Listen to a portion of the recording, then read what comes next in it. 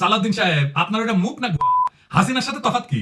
হাসিনা চোখে মুখে মিশা কথা কইতো, আর সালাউদ্দিন সাহেব নিজে যা বলছে সেটা 1 বছর না যাইতে যাইতেই ঘুরে ফেলছে।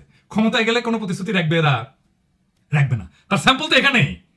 আর সে কি রাজনীতি, সংবিধান এসব বুঝে? এই সমস্ত কথাবার্তা যে কয়, আসেন এটা একটু। সে বলছে নির্বাচিত সংসদ সংবিধান সংশোধন করবে। শুনেন, সংবিধান সংশোধন করবে কে?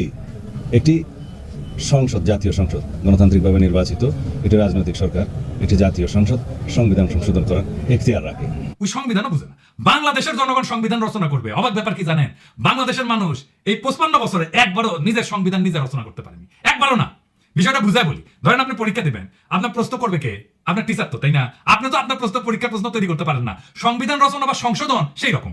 আপনি যখন সংসদে বসেন তখন আপনি সংবিধানের আলোকে তার নির্দেশনায় আইন তৈরি করেন। আইন তৈরি করাই সংসদের কাজ, এলাকার উন্নয়ন সংসদের কাজ না। এলাকার উন্নয়ন পৌরসভার কাজ বা সিটি কর্পোরেশনের কাজ বা ইউনিয়ন পরিষদের কাজ।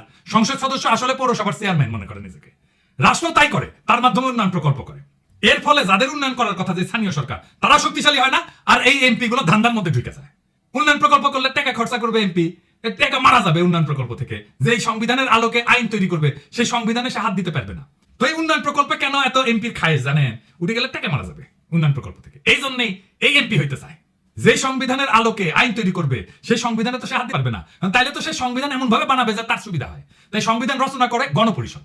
গণপরিষদের কাজ শুধু সংবিধান রচনা করা। সেই সংবিধানের আলোকে সংসদ নির্বাচন হবে। তখন গণপরিষদ ভেঙে যাবে। বিএনপি বলে আমরা নাকি নির্বাচন চাই না, মিছা কথা। আমরা নির্বাচন চাই, যত দ্রুত নির্বাচন সম্ভব সেটাই চাই, কিন্তু সেই নির্বাচন গণপরিষদের নির্বাচন, যা একটা নতুন সংবিধান রচনা করবে। বরং বিএনপি নির্বাচন চায় না, বিএনপি গণপরিষদ নির্বাচন চায় না। কারণ গণপরিষদ তো তাদের লুটপাটের রাস্তা বন্ধ করে দেবে নতুন সংবিধান লিখা। তাই তারা সংসদ নির্বাচন চায়। আপনারাই বলেন, হাসিনা যে সংবিধান রেখে গেছে, যে সংবিধান খালেদা জিয়া ছুঁড়ে ফেলে দিতে চাইছেন, সেই সংবিধান বদলাইতে চায় না কেন বিএনপি? এই প্রেম কেন হাসিনার সংবিধানের প্রতি, সেটা আমরা জানতে চাই। নয়তো ব্যাখ্যা দেন কেন খালেদা জিয়া সংবিধান ছুঁড়ে ফেলে দিতে চাইছিলেন। সে বলে প্রফেসর ইউনূসের সরকার অনির্বাচিত সরকার। আসেন এটা একটু বুঝে দেখি, আগে এটা শুনে। কিন্তু একটি নির্বাচিত সরকারের বিকল্প তো আপনারা হতে পারেন না, আপনারা অবশ্যই অনির্বাচিত। সেটা প্রতিদিনই আপনাকে স্মরণ করিয়ে দেওয়া হবে। সালাউদ্দিন সাহেব 1975 7 নভেম্বর থেকে 1978 সাল 3রা জুন পর্যন্ত জিয়াউর রহমান কি নির্বাচিত সরকার ছিল? দুনিয়ার কোথাও আছে অন্তর্বর্তীকালীন সরকার নির্বাচিত হয়? আনতাবরি কথা বলেন কেন? নির্বাচিত অনির্বাচিত প্রশ্ন আসতেছে কেন?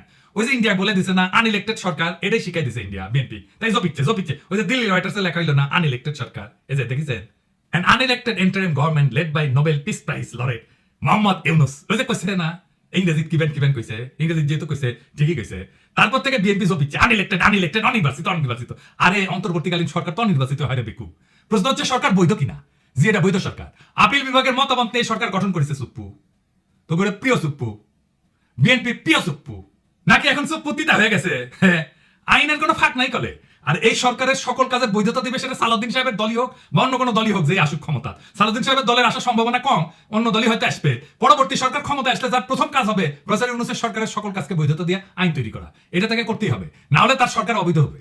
বিএনপির সাথে আমাদের সমস্যা নির্বাচন নিয়ে না, বিএনপির সাথে আমাদের তফাৎ হাসিনার ব্যবস্থা টিকায় রাখে আগে সংসদ নির্বাচন, নাকি হাসিনার ব্যবস্থা কবর দেওয়ার জন্য আগে গণপরিষদ নির্বাচন। তফাৎ খুব পরিষ্কার। বিএনপি চায় হাসিনার ব্যবস্থায় থাকুক, আগের মতোই সংবিধান থাকুক। আর আমরা চাই হাসিনার ব্যবস্থা বদল করার জন্য গণপরিষদের নির্বাচন হোক আগে, নতুন সংবিধান তৈরি করি, নতুন সংবিধানের অধীনে সংসদ নির্বাচন। এত নির্বাচন করতেছেন, দলের মধ্যে নির্বাচন করে কমিটি তৈরি করতে পারেন না কেন? আগে ওইটা করেন। নিজের দলের নির্বাচনের কালচার নাই, আর দেশের মানুষের জিগাইতেছে গণতন্ত্র আর নির্বাচন। খারাপ হাইসানি। হ্যাঁ আমি না করে আসবো। এতদিন কোন কমিটিটা নির্বাচন করে আপনি করতে পারছেন? নিজের কোন কমিটি? নিজের কমিটি করতে পারেন না নির্বাচন করে, আর জাতীয় নির্বাচন নিয়ে মাথা খারাপ করে ফেলছেন। আর ভাই আপনার তো দলেরই ঠিক নাই। মির্জা আব্বাস কয় এটা দ্বিতীয় স্বাধীনতা না। স্বাধীনতা দিবস প্রমাণ করবে যে দ্বিতীয় স্বাধীনতা বলে বাংলাদেশে কিছু নাই। সে নিজের দলের চেয়ারপারসনের বক্তব্য শুনে নাই। দেখেন তারেক রহমান কি বলে। 1971 এর মুক্তিযুদ্ধ আর 2024 মুক্তিযুদ্ধ, উভয় মুক্তিযুদ্ধেই জনগণের বার্তা একটি। কি সেটি? সেই বার্তা হলো শর্ত দিয়ে স্বাধীনতা হয় না। স্বাধীনতা প্রিয় জনগণ স্বাধীনতা অর্জন কিংবা স্বাধীনতা রক্ষায় কোনো শর্ত মানে না, মানতে রাজি না। গণহত্যাকারী স্বৈরাচারী হাসিনা পালিয়ে যাবার পরে বাংলাদেশ থেকে, প্রিয় বাংলাদেশ থেকে আমি যত মানুষের সাথে কথা বলেছি, প্রতিটি মানুষ অনুভূতি প্রকাশের প্রথম উচ্চারণ ছিল বাংলাদেশ স্বাধীন হয়েছে। স্বাধীন বাংলাদেশ থেকে বলছি। দেশ এবং জনগণকে স্বাধীন করতে গিয়ে চোখে মুখে বুকে গুলি আলিঙ্গন করা আবু সাইদ কিংবা মুগ্ধের মতন হাজারো ছাত্র ছাত্রী, তরুণকে প্রাণ বিসর্জন দিতে হয়েছে। শুনেছেন, এই দলের প্রধান নেতা বলে এক কথা, আর স্থায়ী কমিটির নেতা সারিন্দা বাজায় আর এক। এই দল দেশ চালানোর মতো লায়ক হয়েছে? আগে নির্বাচন দিয়ে কমিটি বানান, দেখি কেমন গণতন্ত্র চলতেছেন ঠিকানে, তারপরে দেশের গণতন্ত্রের ঠিকা নিয়েন। আপনি আসলে ধর্ম পরে শিখাও। ওই যে পরীক্ষার কথা কইছি না, নিজের প্রশ্নপত্র নিজে বানানো যায় না, বানাবে টিচার। গণপরিষদে হইতেছে সেই টিচার যে জনগণের হয়ে প্রশ্নপত্র তৈরি করবে, সংবিধান রচনা করবে, তারপর সেই সংবিধানের আলোকে সংসদ নির্বাচন হবে। এটা হইলে জনগণের মালিকানা। আর আজ যারা বলে আগে সংসদ নির্বাচন দরকার, তারা আসলে হাসিনার পুরানো খোলা খাতা দিয়ে আবার পরীক্ষা নিতে চায়, যে খাতায় শুধু 2টা প্রশ্ন থাকে, লুটপাট আর গোলামি। আমরা চাই নতুন খাতা, নতুন প্রশ্নপত্র, নতুন পরীক্ষা, যার নাম হইল গণপরিষদ নির্বাচন। এই নির্বাচন হবে নতুন দিনের জন্য, নতুন সমাজ গঠনের জন্য, যেখানে জনগণ নিজের হাতে সংবিধান লিখবে, নিজের শাসকের হিসাব চাইবে। সংসদ না, আগে লাগবে গণপরিষদ। নির্বাচন চাই, কিন্তু সেই নির্বাচন যেটা হাসিনার ব্যবস্থাকে কবর দিয়া ভবিষ্যতের বাংলাদেশকে জন্ম দেবে, সেই নির্বাচন চাই। এটাই হইল লড়াইয়ের মূল, এটাই হইল বিপ্লবের আকাঙ্ক্ষা, 24-এর বিপ্লবের আকাঙ্ক্ষা। এটাকেই আমরা বাস্তবায়ন করতে চাই। আর আপনারা বিএনপিরা সেই বিপ্লবের আকাঙ্ক্ষার সামনে পাহাড়ের সমান বাধা হয়ে দাঁড়ায় আছে।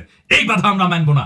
এই বাধা কিভাবে সরায় দিতে হয়, এই বাধাকে কিভাবে পরাজিত করতে হয়, সেটা আমাদের জানা আছে। সেটাও টাইম মতো দেখে নেবেন। ইনকিলাব জিন্দাবাদ।